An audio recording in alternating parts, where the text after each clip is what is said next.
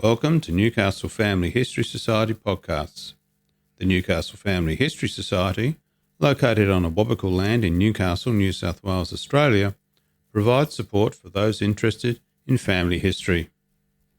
In this concluding episode of the Bad Girls series, Jane Ison examines the last months of the Newcastle Industrial School, recounting the events of the final two riots in 1871. The Newcastle Industrial School opened in August 1867, but by the end of 1870 the writing was on the wall for the institution. Newcastle Industrial School proved to be a turbulent time for the government, the city, the staff and the girls. This podcast looks at the events that occurred between January and May 1871 when the school transferred to Sydney. Joseph Hines Clark became superintendent in December 1868.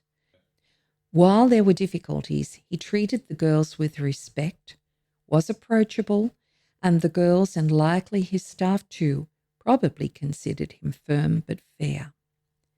He left considerable evidence of his qualities in his letters. The community criticised Clark for being too kind to troublemakers. Clark, however, did not get on well with the visiting surgeon, Dr. Richard Harris. Shortly after his arrival, Clark had demanded that Harris stop investigating the virginity of newly arrived girls as a part of their health assessment. When Clark found that Harris had not complied, he mentioned the problem to the colonial treasurer to ensure that the virginity examination ended.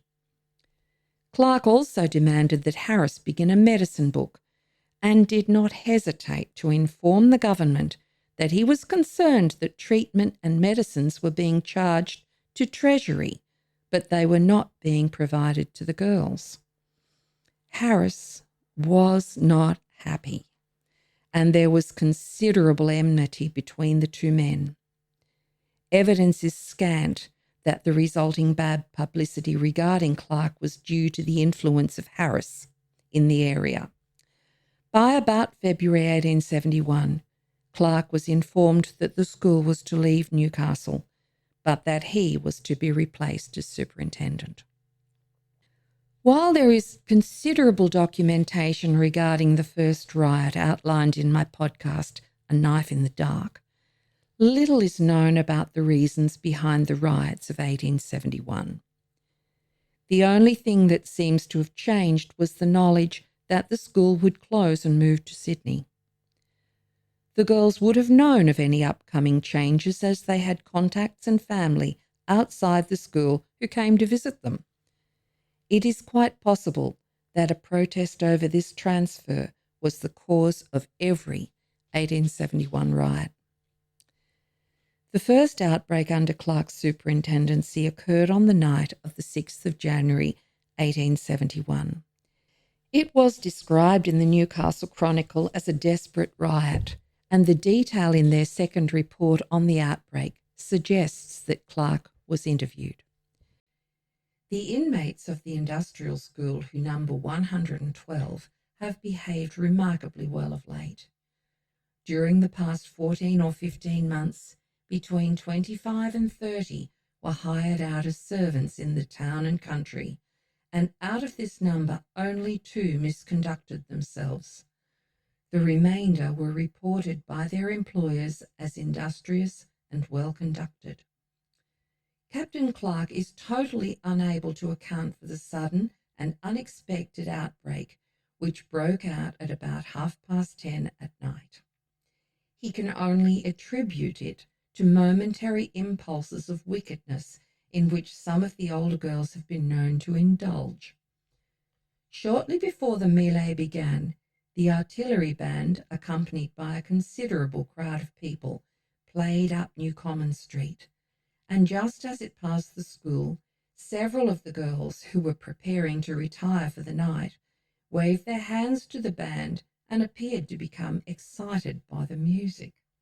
A few minutes afterwards, 11 of the girls became exceedingly uproarious and assumed a most violent and mischievous attitude, threatening to destroy the establishment and making use of the filthiest language conceivable.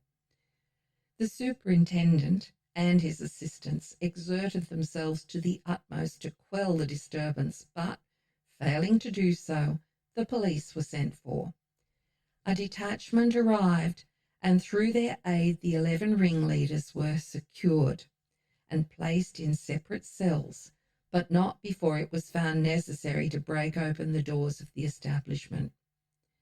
The miscreants were armed with legs and other portions of iron bedsteads, which they broke up at an early stage of the riot in order to provide themselves with weapons of assault.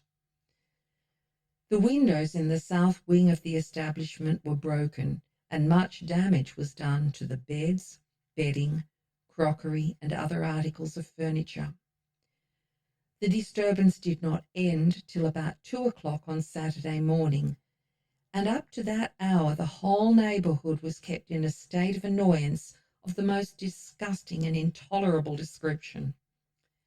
Since placed in the cells, the wretched creatures have been perfectly quiet, and as their diet is only bread and water, it is not likely they will prolong their punishment, which the superintendent has power to extend to 14 days. The outbreak has, of course, been reported to the government, and it is probable that the extremely mild treatment which the girls have hitherto received, and which they have so much abused, will be superseded by harsher measures.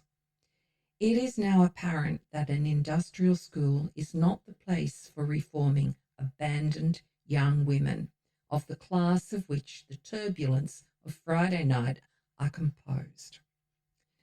A detailed report of the investigation by the government has not yet been found. However, no girls appeared in either court reports or Maitland jail records during January, even though Clark recommended that the 4 ringleaders, who he described as fully grown women, be tried for both destroying government property and mutiny.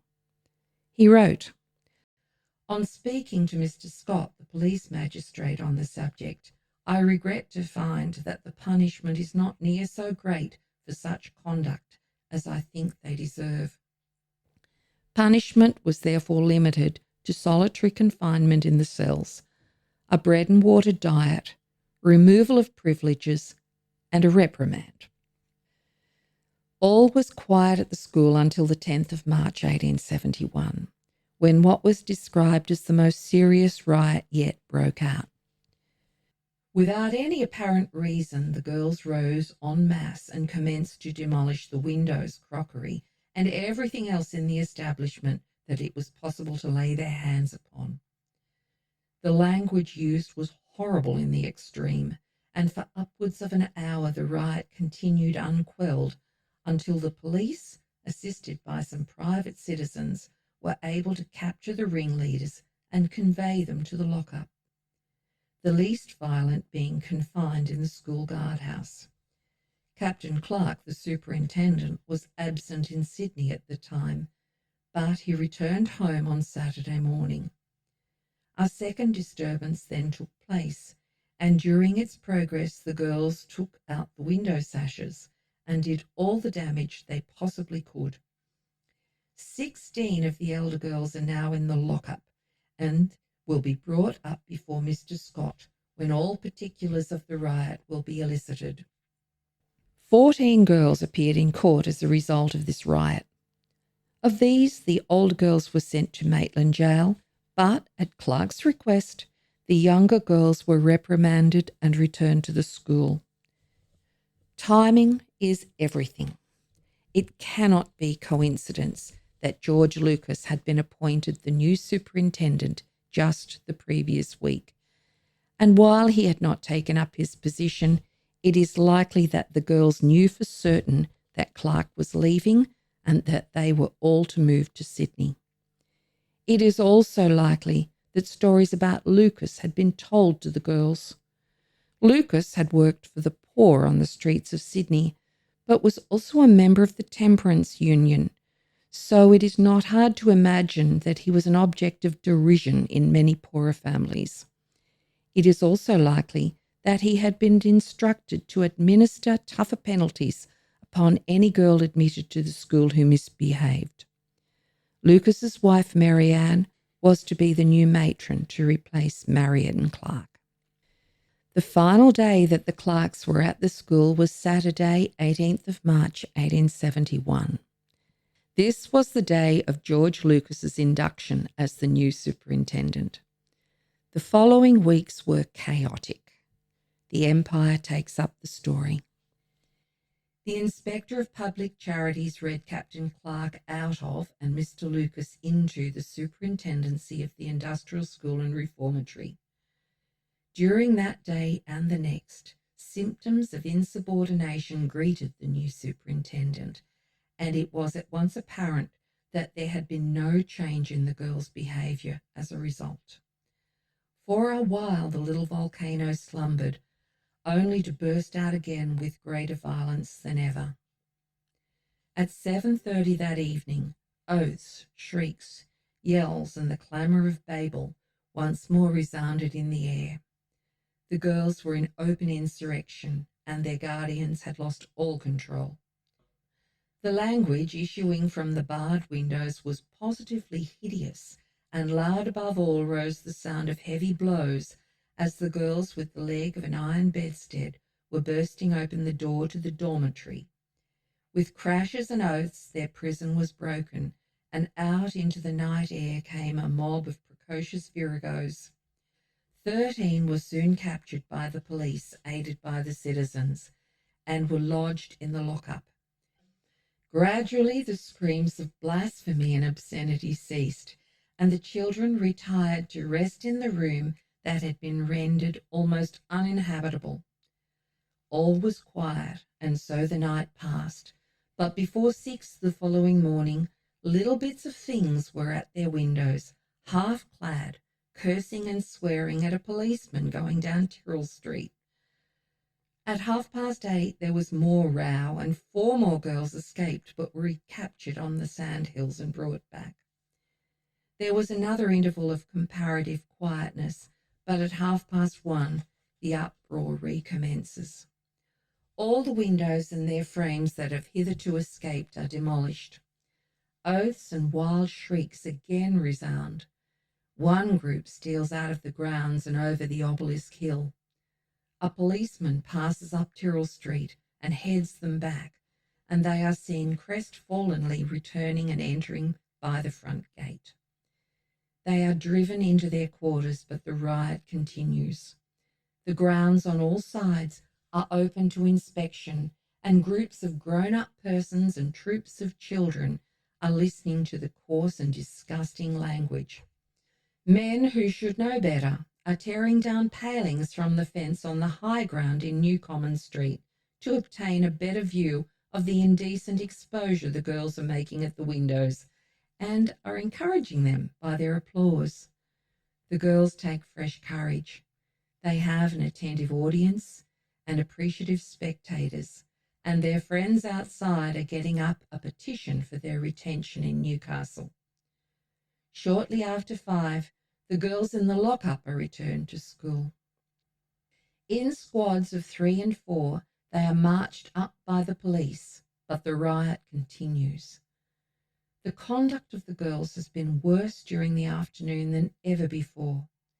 They now tear up their sheets and blankets, make banners of them, and wave them to and fro as they sing their ribald songs. Darkness comes on. The lights are extinguished. The police remain in charge of the building, but the riot continues.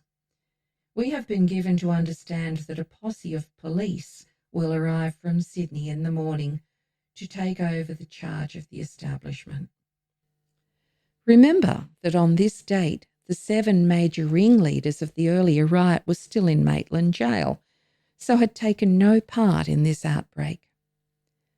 4 more girls appeared in court and were sent to Maitland Jail straight after this riot, and a month later, another 4 girls went to jail, making a total of 15 girls locked up in Maitland. In April, further problems and criticisms were reported. Any person passing along the upper portion of New Common Street might have seen one of the industrial schoolgirls in a state of perfect nudity, with another having only a portion of a garment about her loins, dancing about in their dormitory, and apparently confining their evolutions to the vicinity of the gaslight suspended from the roof. For fully 20 minutes this was kept up, and only ceased when the lights were extinguished. At the same time, other girls were shrieking out good nights to Mr. and Mrs. Lucas, and others accompanying their names with the most obscene adjectives.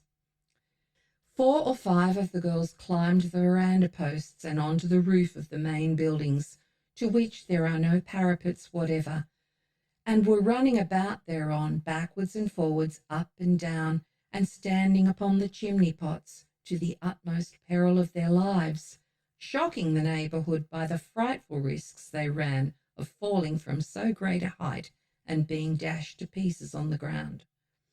Again, when the girls who had completed their 1 month's imprisonment at Maitland returned to the school, they received a perfect ovation from the others, who in crowds danced round them and welcomed them back with the usual amount of yelling and shrieking. At present there appears to be no restraint whatever attempted. The necessary work for the establishment seems now to be thrust upon a few of the smaller children, the others doing just as they please. It is one continued scene of riot and confusion which prevails, and the worst feature about it is that the many little girls, of whose reformation there would otherwise be every chance, are being fast corrupted by their unrestrained intercourse with the older and worse characters. Naturally, the local community was angry. Petitions to and criticism of the government occurred in almost every local paper. The school was unpopular, and the tolerance of the people of Newcastle had ended. This was one of the many factors that resulted in Newcastle's closure. The riots and escapes were simply part of the problem. There was frequent public criticism of the age and type of girl admitted. There was criticism, too, of the mixing of the age groups, yet Clark had requested permission to move the angels, the older, more difficult girls admitted to the industrial school, into the reformatory building in order to separate them from the younger girls. The government refused his request. The cost of moving girls by sea from Sydney was considerable, and while the government expected parents and employers to pay the passage for a girl's return, most parents refused or could not afford the fare, so the government had to pick up the bill or keep the girl at the school. The proposed solution to hearing and seeing the antics of the angels and then dealing with the resulting bad publicity and falling property prices was to move the school away from the public eye, away from neighbours, and inflict harsher punishment than that used by Clark. An isolated situation, like an island, was perfect. And so the industrial and reformatory schools were moved to the old convict jail on Cockatoo Island in Sydney Harbour, and the place was rebranded as Billawheeler. Clark, viewed by many as a scapegoat, lost his position and was never employed by the government again. Other than the superintendent and matron, no other changes were made, including to the staff. By May, Billawheeler was finally considered ready, and on the 26th of May the younger girls were transferred there by sea. The Sydney Morning Herald reported on their arrival. The Morpeth, which arrived from the Hunter River yesterday afternoon, brought down 69 of the younger girls from the Newcastle Industrial School, who are being removed to Cockatoo Island. Before proceeding, the steamer went to discharge deck cargo, and while there the girls who were locked in the steerage put their heads out of the ports and indulged in a lot of low chaff, to the evident delight of a crowd of loafers who were on the wharf. The older girls transferred to Sydney, leaving Newcastle the next day. The remainder of the industrial school girls, the elder ones, singing and screaming as is their wont, were conveyed at an early hour by omnibuses to the Queen's Wharf, and there put on board the Thetis for passage to their new habitation on Cockatoo Island. There was a large concourse of persons waiting to see them depart, which seemed to excite the girls considerably and to encourage them to sing some of their favourite songs, and bid a most lively adieu to their admirers. They were soon got below, but it was no easy task keeping them there, as every now and then they managed to find their way on deck again, probably to take a last fond look at the paradise they were leaving behind. The Empire continued the story after they reached Sydney. The government steamer arrived in Sydney at about 5 in the afternoon, bringing the remainder of the girls to their future home at Cockatoo Island. Those on board consist of the elder and more refractory girls, better known as the Angels. In coming up the harbour, they were noticed to be waving their handkerchiefs in a rather jubilant manner. It is to be hoped that a radical reform will take place in the new establishment. Well, that didn't happen. Treatment by Lucas on Biloela was appalling, and in 1874 became the subject of a royal commission. Yes, they had them back then. In a future series, I will look more closely at the girls in Biloela and the boys aboard the industrial school ship Vernon. It has been a pleasure sharing these fascinating tales from this interesting time with you. Thank you for listening. A big thank you to Jane for producing this series, delving into the lives of the bad girls from the Newcastle Industrial School and Reformatory. We trust you found it interesting and engaging. Feel free to revisit previous episodes on our website, www.nfhs.org.au/podcasts.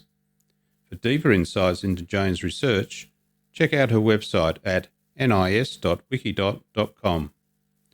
We look forward in the near future to another series about this fascinating period of our history, so make sure you follow us on Newcastle Family History Society podcasts.